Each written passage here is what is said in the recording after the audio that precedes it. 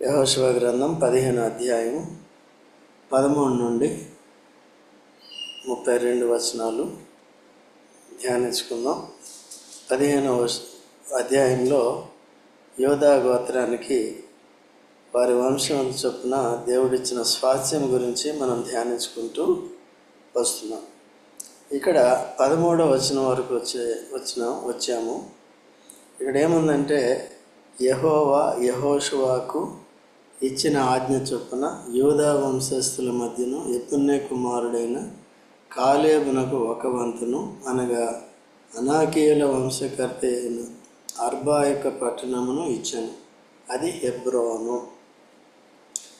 ఇక్కడ కాలేబు కూడా యూదా గోత్రానికి వంశానికి చెందినవాడు. అతను ఎందుకంటే విశ్వాస విషయంలో తాను మంచి ఒప్పుకున్నాడు. విశ్వాస విషయంలో మంచి ఒప్పుకున్నాడు. యాకోబును విశ్వాస విషయంలో మంచి ఒప్పుకోలు ఎవరు? కాలేబు. తనతో పాటు ఇంకెవరు ఒప్పుకున్నారు?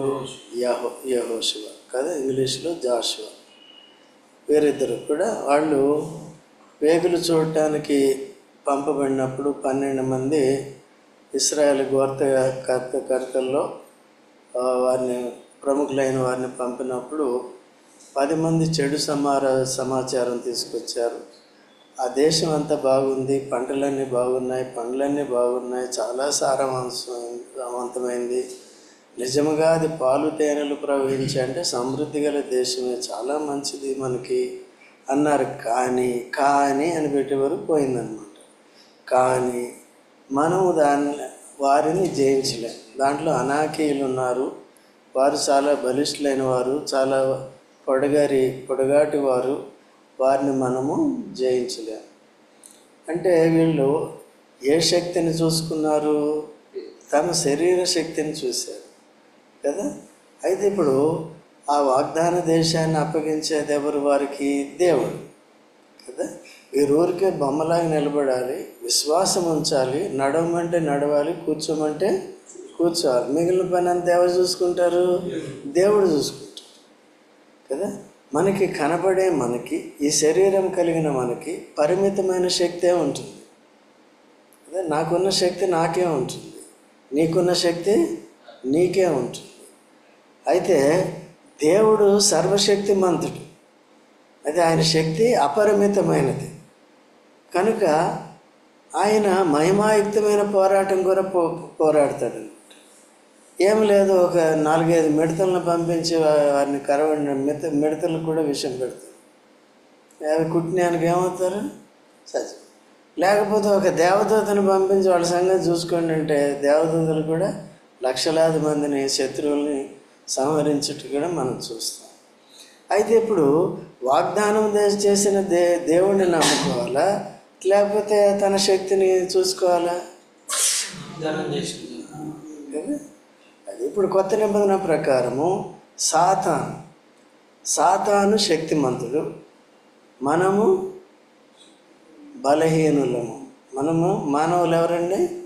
బలహీన. మనకంటే బలమైన వాడెవరు? సాతాను. వాడు అదృశ్య శక్తి. ఆయన కంటే బలమైన వాడు యేసు. ఎట్లా చెప్తారు? విశ్వాసంగా జయించాడు కాబట్టి. సాతాన్ని జయించాడా లేదా కదా. ఈ లోకంలోని మానవులంతా ఏం చేస్తున్నారు? పాపము చేస్తున్నారు. పాపము చేసిన వారంతా కూడా సాతాను యొక్క అధికారంలో ఉన్నారు. ఓకే. ఆ సాతాను యేసుక్రీస్తు ప్రభు లోకానికి వచ్చి సాతాను యేసు ప్రభుని శోధించాడు. 3 వింతలుగా శోధించాడు. శరీరాశ, నేత్రాశ, జీవపు డమ్ము. ఈ 3 రకాలుగా శోధించాడు. శోధించినప్పుడు లోబడ్డాడు సాతానికి. అందుకని సాతాన్ని జయించాడు. లోకంలో దేన్నైనా కోరుకున్నాడు.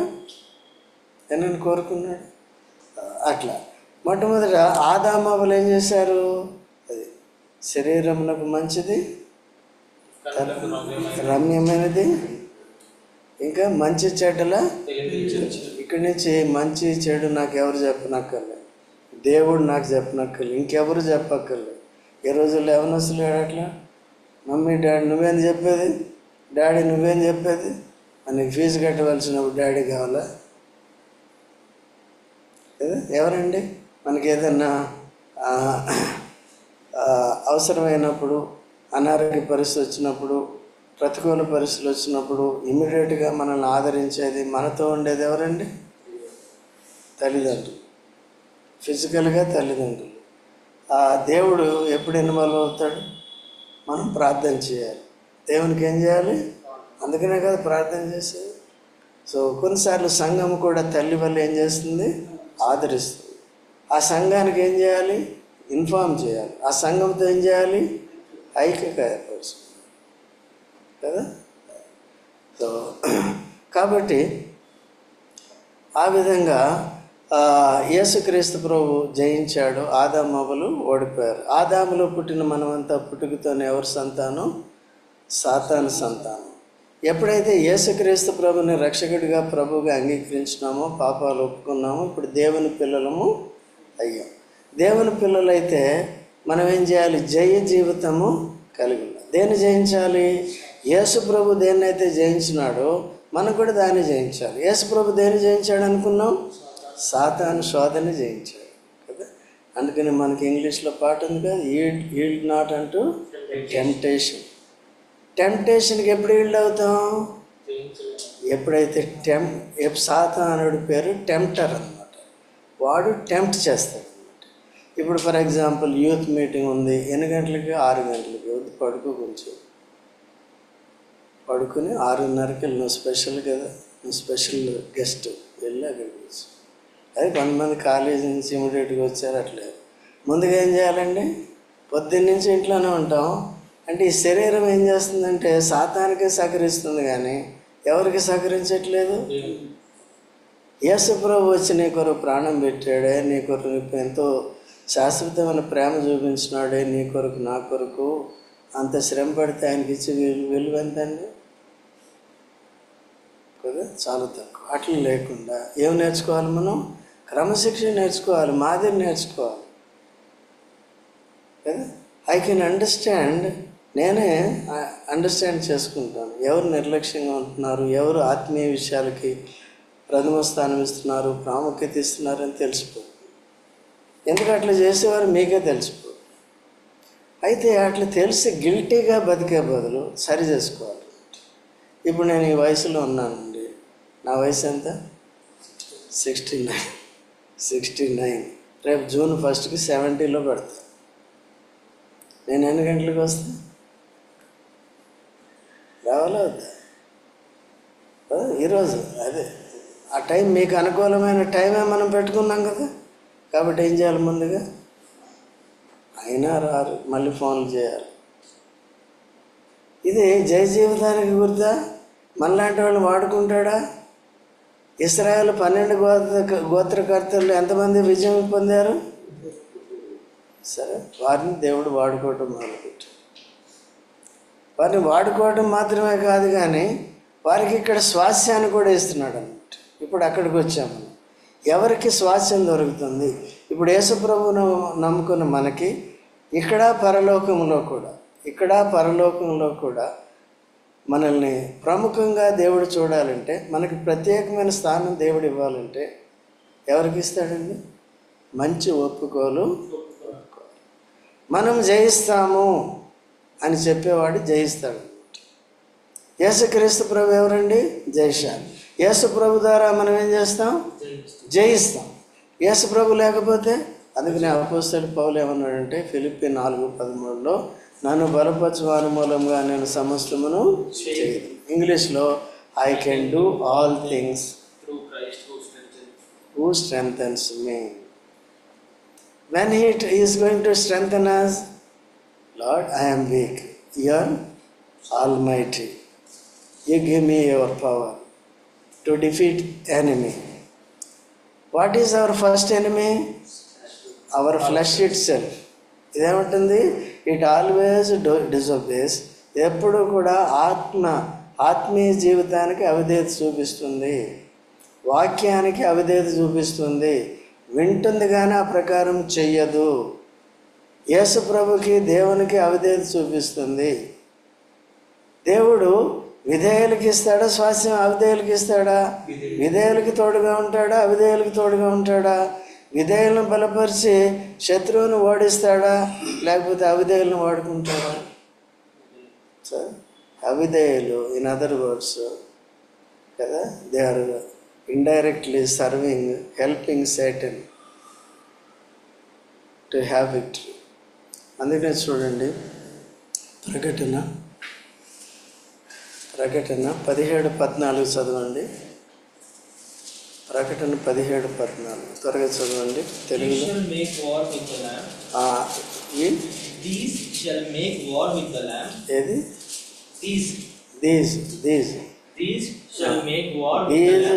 These shall make war with the Lamb. And the Lamb shall overcome them. For he is Lord of lords, and King of kings. And they that are with him are called King of kings. And they that are with him are called. They that are with him అంటే మీరు నేను. That are called. And chosen. And faithful. ఎవరండి? Called. So Jesus Christ ఎవరండి? యేసుక్రీస్తు ప్రభు వారిని, విరోధుల్ని, శత్రురాజుల్ని జయిస్తాడు. Okay, సాతాను నియమించిన వారిని, అంత్యక్రీస్తుని జయిస్తాడు. ఎట్లా జయిస్తాడంటే, ఆయనతో ఉన్నవారు ఏం చేస్తారు? పిలువబడిన వారు, ఏర్పరచబడిన వారు, నమ్మదగిన వారు, నమ్మకమైన వారు. ఎవరండి? నమ్మకమైన. ఈ క్వాలిటీస్ మనకు ఉన్నాయి.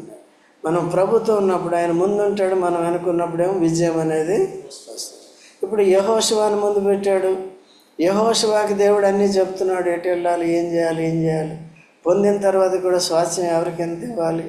అందరికీ నా ఇష్టానుసారంగా నన్ను పొగిడితే మీకు ఎక్కువ ఇచ్చేసి పొగిడినోడికి తక్కువ ఇస్తే బాగుంటుందా? అయితే దేవుణ్ణి గణపరిచిన వారు, దేవుని సేవ సరిగ్గా చేసిన వారికి ఎక్కువ ఘనత అనేది వస్తుంది, ఎక్కువ స్వాస్థ్యం అనేది, ఎక్కువ బహుమానం అనేది వస్తుంది. సో అట్లా యేసుక్రీస్తు ప్రభుతో పిలువబడ్డాం. మనం యేసు ప్రభుతో ఉండటానికి ఎలా ఉండాలి? మనం ఎంజాయ్ ఎలా ఉండాలి? విన్నావా? ఎలా ఉండాలి? మైండ్కి వెళ్ళలేదు. ముందేంటి? పిలువబడిన వారు, ఏర్పరచబడిన వారు, నమ్మదగిన వారు కాదు, నమ్మకమైన. నువ్వు చెప్పు జాయ్. ఏర్పరచబడిన వారు, నమ్మకమైన వారు కదా. నమ్మకం అంటే ఫెయిత్ఫుల్గా ఉండాలి. Okay, be faithful. ఓకే, ఇప్పుడు యెహోషువ, కాలేబులు ఇద్దరు ఎవరండి? వాళ్ళు 12 మందిని టెస్ట్ చేస్తే వీళ్ళిద్దరే సెలెక్ట్ అయ్యారు. అందుకనే మనం అందరం కూడా దేవుడు సెలెక్ట్ చేసుకోవాలంటే ఎట్లా ఉండాలండి? ఆత్మీయ విషయాల్లో చురుగ్గా ఉండాలి, ఆసక్తి ఉండాలి. ఇంతవరకు ప్రార్థన చేయడం రాదు, ఆరాధన చేయడం రాదు కొంతమందికి, అందరి గురించి కాదు. ఎందుకంటే నిర్లక్ష్యం చూపిస్తున్నాం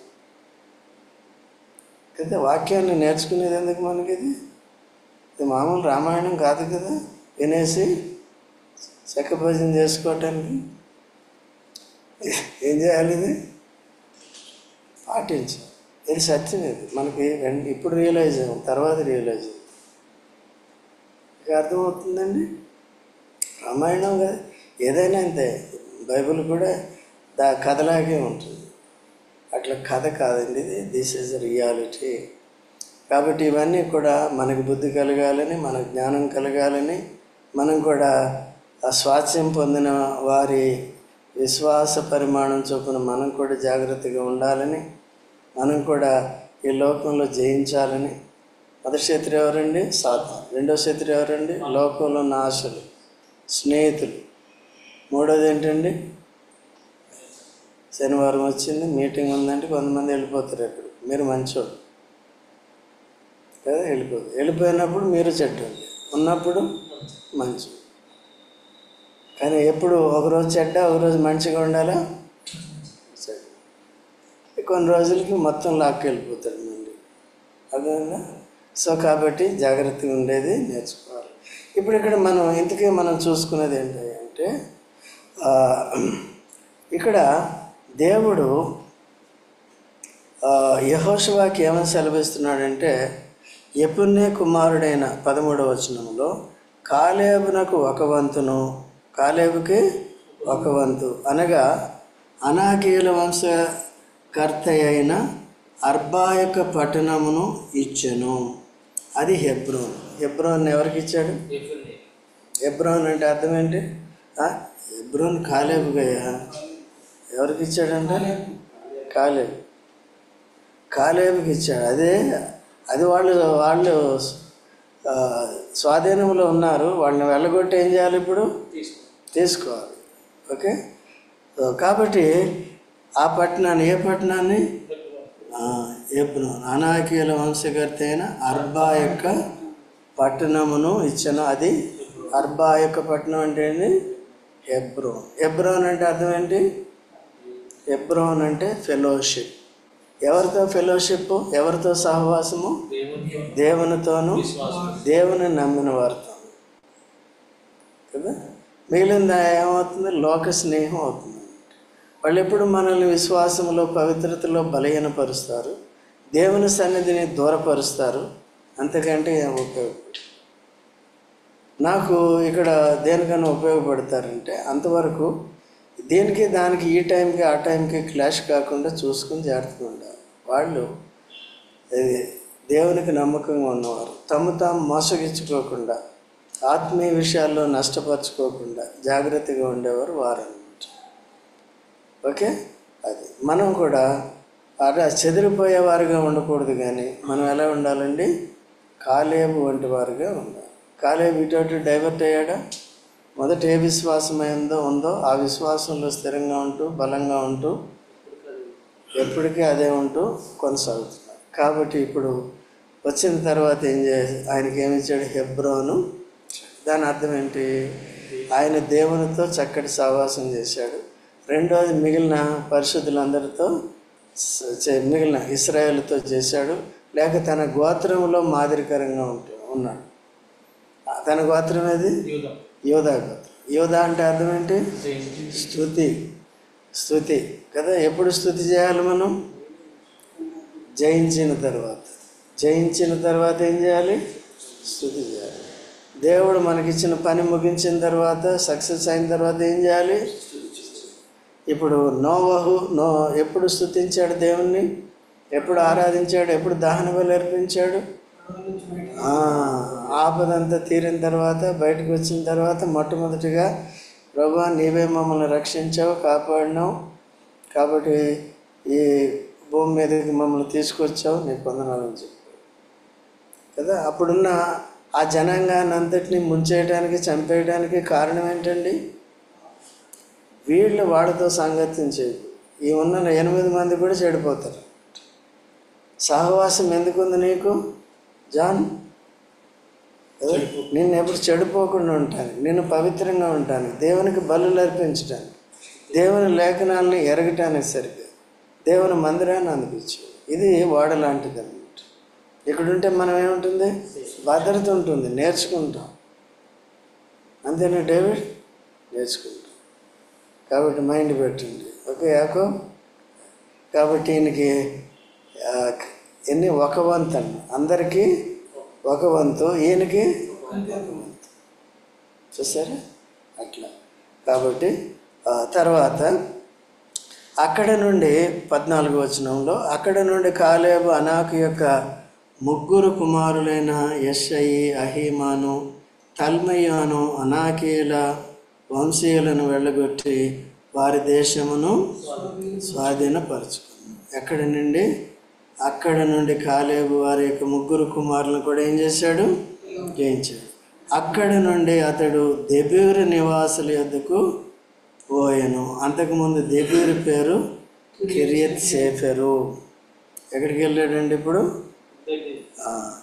కిరియత్ సేఫెర్కి వెళ్ళాడు. కిరియత్ జేఫెర్. అయితే అప్పుడు 16వ వచనంలో కాలేబు కిరియత్ సేఫెరును పట్టుకొని దానిని కొల్లపెట్టిన వానికి నా కుమార్తెను అక్సాను ఇచ్చి పెండ్లి చేసేదనగా కాలేబు సహోదరుడును కనజు కుమారుడైన ఒత్నీయేలు దాన్ని పట్టుకొని గనుక అతడు తన కుమార్తె అయిన అక్సాను అతనికి ఇచ్చి పెళ్లి చేశాడు. ఇక్కడ ఏమైందంటే ఈ ఏ పట్టణం అది? కిర్యత్ సేఫెరు అనే పట్టణం. ఇక ఆయన 3 పట్టణాలు పట్టుకున్నాడు. పట్టుకున్న తర్వాత కొద్దిగా రెస్ట్ తీసుకున్నాడు. ఇంకో ఈ కిర్యత్ సేఫెరుని పట్టుకోవాలంటే ఏం చేశాడు? అనౌన్స్మెంట్ ఇచ్చాడు. ఇంకా ఎవరైనా వీరులు ఉన్నారా, ఇంకా ఎవరైనా యోధులు ఉన్నారా? అయితే ఈ కిర్యత్ సేఫెరుని ఎవరైతే జయిస్తారో, దాన్ని స్వాధీనపరుస్తారో నా కొరకు, వారికి నేను నా కుమార్తెనిచ్చి పెళ్లి చేస్తాను. ఓకేనండి. సో కాబట్టి అప్పుడేమైంది? 18వ వచనంలో ఒత్నీయేలు, ఎవరు? తన తమ్ముడు కుమారుడైన ఒత్నీయేలు. ఒత్నీయేలు ఏం చేశాడు? దాన్ని పట్టుకొని కనుక అతడు కుమార్తె అయిన అక్సాను, కాలేబు కుమార్తె పేరేంటి? అక్సా. కాలేబు అల్లుడి పేరేంటి? ఎందుకు అల్లుడయ్యాడు? దేన్ని జయించాడు? ఆయనకు అప్పగించిన పట్టణాన్ని, దెబీరా కిర్యత్ సేఫెరు అనే పట్టణాన్ని పట్టుకున్నాడు. కాబట్టి ఆయనకి ఎవరి పక్షంగా పోరాడాడు కదా? అంతవరకు తన పక్షంగా ఉన్నాడు, ఇప్పుడు ఇతరుల పక్షంగా కూడా. ఓకే. కాబట్టి తన కుమార్తెని చేంజ్ చేశాడు. ఇప్పుడు నమ్మకస్తుడే కదా, మాట మీద నిలబడ్డాడా లేదా? ఎవరండి? ఎవరికైనా ఏదైనా హెల్ప్ చేస్తాం అంటే చేయాలా వద్దా? మాట ఇచ్చిన తర్వాత ఏం చేయాలి? పెళ్లి చేసుకున్న తర్వాత ఎట్లా ఉండాలి? భార్యాభర్తలు పెళ్ళికి ముందు ఏం చేస్తారు? వాగ్దానం. తర్వాత ఏం చేస్తారు?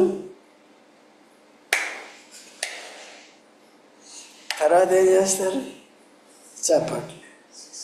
ఇక్కడ ఉన్నావా జాన్? కాబట్టి పెళ్ళి కాలేబు నమ్మకస్తుడే కదా. తర్వాత ఒత్నీయేలు కూడా పోరాట పటిమ కలిగిన వాడు కదా, అతను కూడా విశ్వాసం కలిగిన వాడు కదా. ఆ దినాల్లో విజయం ఎవరి ద్వారా వచ్చింది? దేవుని ద్వారా. ఈ దినాల్లో యేసు ప్రభు ద్వారా. ఎవరికి వస్తుంది? కాబట్టి మనం కూడా ఎట్లా ఉండాలి?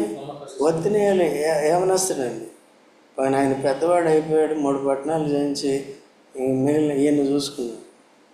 ఓకే. ఆయనకి 85 years. ఎవరికి? కాలేబు. అప్పటికి 3 పట్టణాలు జయించాడు, ఈయనకి 1 పట్టణం జయించాడు. కాబట్టి ఒత్నీయేలు ఏంటి? బలవంతుడే కదా. దేంట్లో బలవంతుడు? విశ్వాసం. ఒకటే అదే కాదు నేను చెప్పింది, ఒకటే పట్టణం చెప్తున్నా. 10 పట్టణాలు చెప్పాను. 3 ఆయనయా? కాలేబు ఒకటే. చదువు చదువు. And Caleb drove them, the 3 sons of Anak, Sheshai and Ahiman and Talmai, the children of Anak.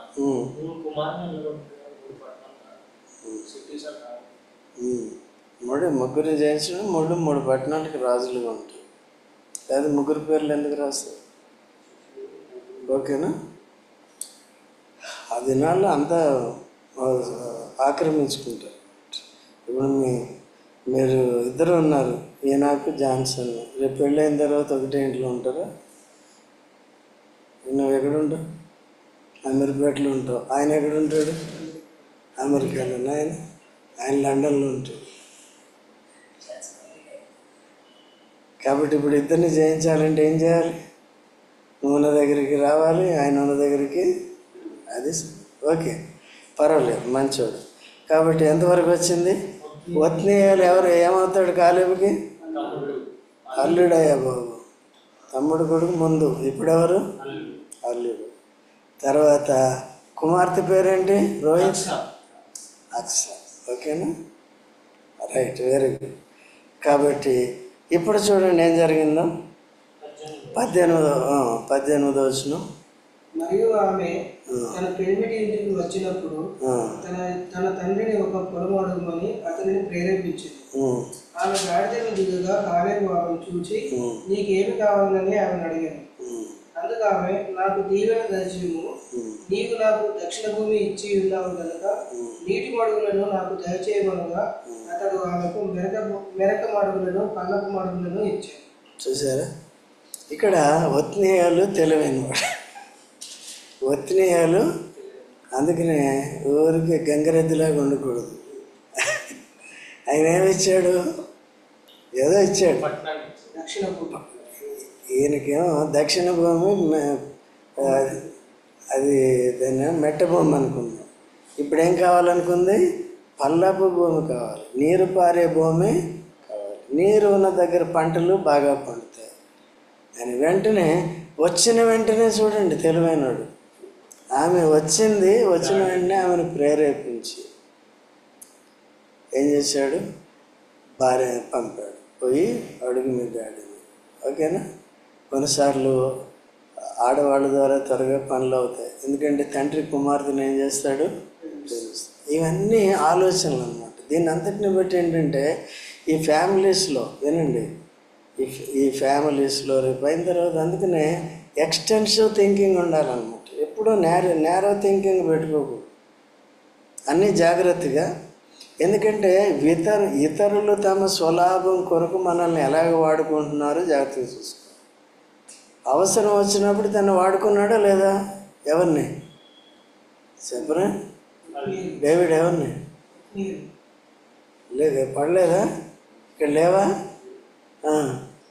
ఎవరిని వాడుకున్నాడు? ఒత్నీయాలను వాడుకున్నాడు కదా. అయితే ఇచ్చినప్పుడు ఏమిచ్చాడు? తను అడగలేదు, నీకు ఇది ఓకేనా, ఇది ఓకేనా అని అడగలేదు. అది ఆ దక్షిణం తీసుకో. చూసేటప్పటికి అదంతా ఫర్టైల్గా అతనికి కనపడలేదు. సరే పెళ్ళి అయితే అయిపోయింది. అయిన తర్వాత భార్యను పంపించి ఏం చేశాడు? ఆమె మంచిగా ఏం చేసింది? భర్తకు విద్య చూపించిందా లేదా? తండ్రి దగ్గరికి. ఈమె కూడా న్యాయపరంగానే చేయాలి. ఎందుకంటే మా డాడీకి ఈయన హెల్ప్ చేశాడు కాబట్టి ఆ పట్టణాన్ని పొందటానికి మా డాడీ రెస్ట్ తీసుకుంటే ఈయన యుద్ధం చేసి ప్రాణాన్ని అపాయంలో పెట్టుకుని ప్రాణానికి తెగించి ఏం చేశాడు? వెళ్ళి జయించి ఇచ్చాడు. సో ఇవన్నీ ఉంటాయన్నమాట. న్యాయపరంగా చూడాలి. ఈ దినాల్లో ఎట్లా జరుగుతుంది? పెళ్లి చేసుకునే ముందు ఏమైనా కట్నం కావాలా? యాకో ఏమొద్దండి, పైసా వద్దండి, మీ అమ్మాయిని ఇస్తే చాలు. ఇచ్చిన తర్వాత చూడు, పోయి మీ నాన్న అడిగి 10 లక్షలు తీసుకురా, 20 లక్షలు తీసుకురా. ఇంట్లో తల్లిని ప్రేరేపిస్తారు, అత్తని అంటే అమ్మాయి అత్తని ప్రేరేపించి ఆమె ఊరికి ఉతుకుతూ ఉంటుంది కదా. వీళ్ళన్నీ అలాంటి మోసకరమైన చేయకూడదు. మొదట ఏ మాట ఇస్తే ఇచ్చామో ఆ మాట మీద నిలబడి ఉండాలి. కాలేబు కూడా తెలివైనవాడు, ఆయనకు కూడా ఆస్తిపాస్తులు కావాలి. అయితే ఏం కావాలి? మంచివి కావాలి. అల్లుడికి ఏమిచ్చాడు? కూతురికి ఏమిచ్చాడు? దక్షిణ దిక్కున ఏదో ఇచ్చాడు. ఇంకా దాని చుట్టూ శత్రువులు, భయంకరమైన శత్రువులు ఉన్నారేమో. వారు వచ్చి రోజు ఎవరి మీద పడతారు? వీళ్ళ మీద పడతారు. ఇవన్నీ చూసుకోవాలి. వెళ్ళిన తర్వాత ఎందుకమ్మా వచ్చామంటే 19వ వచనంలో ఏముందండి? నాకు దీవెన దయచేయము.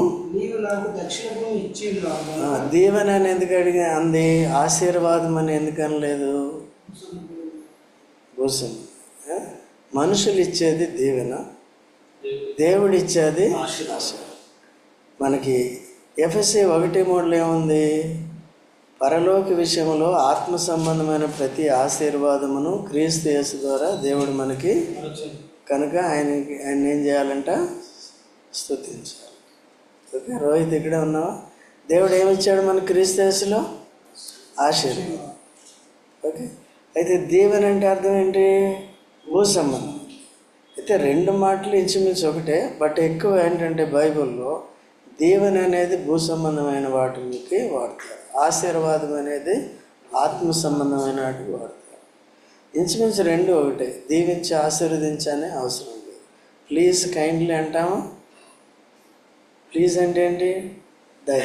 కైండ్లీ అంటే అర్థం ఏంటి? ప్లీజ్ కైండ్లీ అంటారు చాలా. అట్లాగే ఈ పాస్టర్లు సైతం, లేకపోతే ప్రార్థన చేసేవాళ్ళు చాలామంది ఇతరుల కొరకు ప్రార్థన చేయమంటే దీవించి ఆశీర్వదించి గొప్ప చేసి పిండి చేసి అంత అవసరం అండి కదా. ఏముండాలి? ఆత్మీయ విషయాల్లో ఆశీర్వదించు, భూ సంబంధమైన విషయాల్లో సో ప్రభు ఈ ఉద్యోగాన్ని వెతుకుతున్నాడు, అనుగ్రహించి దీవించి అనుగ్రహించి అని చేయాలి. ఆత్మ సంబంధాల కొరకు ఆశీర్వదించని చేయాలి. ఓకే. అయితే కొన్నిసార్లు ఏంటంటే అప్పుడప్పుడు వాడిన ఏదో ఒకటి వాడుకుంటే తప్పు అనేది, ఎక్కువగా దీవెన అనేది భూ సంబంధమైన వాటి కొరకే. యాకోబు కూడా తన మనవాళ్ళని ఏం చేశాడు? దీవించను అని ఉంటుంది. ఏదన్నా చూసుకో.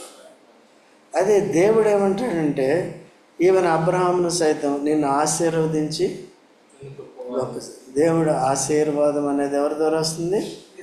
ఆదాము ద్వారా ఏమొచ్చింది? శాపం వచ్చింది. దేవుని ద్వారా యేసు ప్రభు ద్వారా ఏమొచ్చింది? ఆశీర్వాదం. అది శాశ్వతమైనది, అది నిత్యమైనది. ప్రతిదీ కూడా దేవుని నుండి ఏమొస్తుందండి? ఆశీర్వాదం వస్తుంది, ఉచితంగా వస్తుంది. అది జాగ్రత్తగా చూసుకోవాలి. ఓకేనా? అయితే అప్పుడు 19లో ఏముంది? నాకు దయచేయమని అతడు ఆమెకు మెరక మడుగులను పల్లపు మడుగులను ఇచ్చాడు. మెరక మడుగులను ఇచ్చాడు. ఉదారత ఉందా లేదా? ఇచ్చాడు. ఓకేనా? సో కాబట్టి మీరు కూడా వచ్చిన వాళ్ళందరికీ ఏం చేయాలి? ఎవరైనా అడిగారు అనుకోండి, ఏం చేయాలి? ఏమైనా ఇస్తారా? ఇస్తావా? నేను వచ్చి అడిగాను అనుకో, ఇస్తావా? ఇవ్వకూడదు. ఎవరు వచ్చి అడిగారు? కూతురు వచ్చి. ఇట్లాగా అర్థమైందా? ఈ భూ సంబంధమైన విషయాలు జాగ్రత్తగా ఉండాలి. వాళ్ళు వచ్చి అది చేస్తారు, మోసం చేయడానికి వచ్చాడు. ఆ మనసు, ఆ mind, back of the mind ఏముందో మనం అది గట్టిగా చూసుకోవాలి.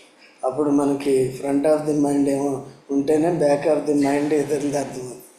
మనకి ముందు లేకపోతే వాళ్ళకి వెనకది అర్థం కాదు. ఓకేనా? అర్థమవుతుందా? జాగ్రత్త. మనం కూడా అట్లా ఉండాలి. ఎట్లా ఉండాలి?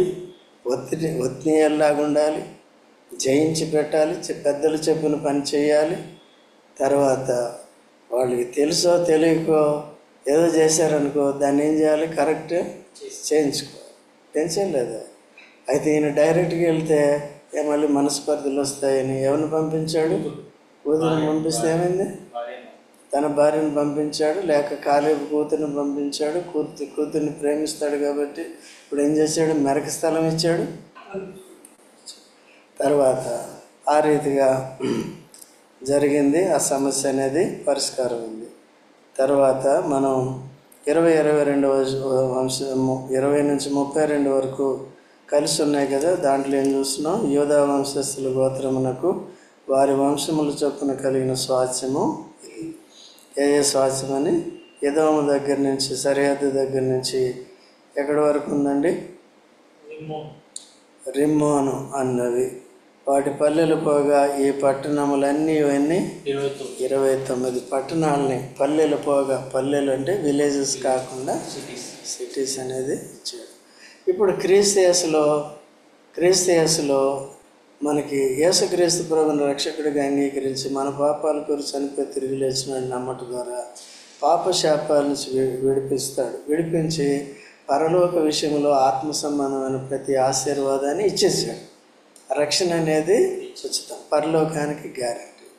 తర్వాత మనము బహుమానం పొందాలి, దినదినము కూడా దేవుని మీద ఆధారపడాలి, దినదినము జయ జీవితము కలిగి ఉంటుతారా కదా.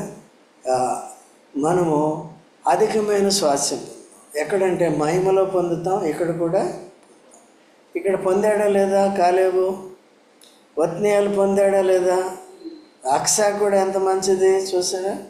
న్యాయపరంగా తన భర్తకు ఏం చేసింది? తర్వాత తన తండ్రి కూడా ఇబ్బందికరంగా ఆల్రెడీ వారికి స్వాస్థ్యం వచ్చింది. స్వాస్థ్యం అంటే ఫ్రీగా వచ్చింది. దేవుడే వారి విశ్వాసాన్ని బట్టి ఇచ్చాడు. ఇప్పుడు చూడండి, రోమేలకు రాసిన పత్రిక 8వ అధ్యాయము 17వ వచనం చదవండి. రోమేలకు రాసిన పత్రిక 8. మనము పిల్లలమైతే వారసులము. మనము పిల్లలమైతే వారసులు. మొట్టమొదటిగా ఎవరమండి? పిల్లలైతే దేవుని రాజ్యానికి వారసులు. పిల్లలు అవ్వాలంటే ఏం చేయాలి? యేసు ప్రభుని నమ్మి బాప్తిజం పొందాలి. రోహిత్, నమ్మి బాప్తిజం పొందితే ఏమవుతాం? పిల్లలు అవుతాం. పిల్లలమైతే ఏమవుతాం? వారసులు. దేనికి వారసులు అవుతాం? దేవుని రాజ్యానికి వారసులు అవుతాం. నిత్య జీవాన్ని పొందుతాం. దాన్ని కాపాడుకోవాలి. తర్వాత అనగా దేవుని వారసులము క్రీస్తుతో కూడా మహిమ పొందుటకు ఆయనతో శ్రమపడిన ఎడల క్రీస్తుతోడి వారసులు కావాలంటే ఏం చేయాలి? క్రీస్తుతో శ్రమ పడాలి. జయ జీవితం జీవించడానికి ఏం చేయాలి? జయ జీవితం జీవించాలంటే ఏం చేయాలి? శ్రమ పడాలి. శత్రువుని ఎదుర్కోవాలి. అనుదినం ఏంటంటే we have to deny our own flesh, we have to deny the worldly friendship కదా. We have to deny Satan totally. అర్థమవుతుందా జాయ్? దేన్ని డినై చేయాలి? యేసు ప్రభుతో కూడా మహింపచ్చు. బలా మంచి దాసుడు అంటాడు. ఎవరిని అంటాడు? తలాంతులు ఇచ్చిన శాంతిని డబుల్ చేసిన, అంటే మంచి సేవ చేసిన, మంచి జీవితము చేసిన. ఏమైనా అర్థమవుతుందా? వినేవారికి మళ్ళీ మామూలుగా ఫిజికల్ వర్క్ చేయమంటే చేస్తాను. అది తోడవండి, ఇది తోడవండి, అక్కడికి పరుగులు. బట్ స్పిరిచువల్గా కూడా ఏం చేయాలి? You have to be ready for prayer. You have to ready for దేవుని ఆరాధించాలంటే కూడా ఏం కావాలి? మనం రెడీ అవ్వాలి. వీటికి రెడీ అవ్వాలి. అంటే మనం ఎవరి మీద ఆధారపడుతున్నాం అని జాగ్రత్తగా చూసుకోవాలి. ఓకేనా? ప్రార్థన చేసుకోండి.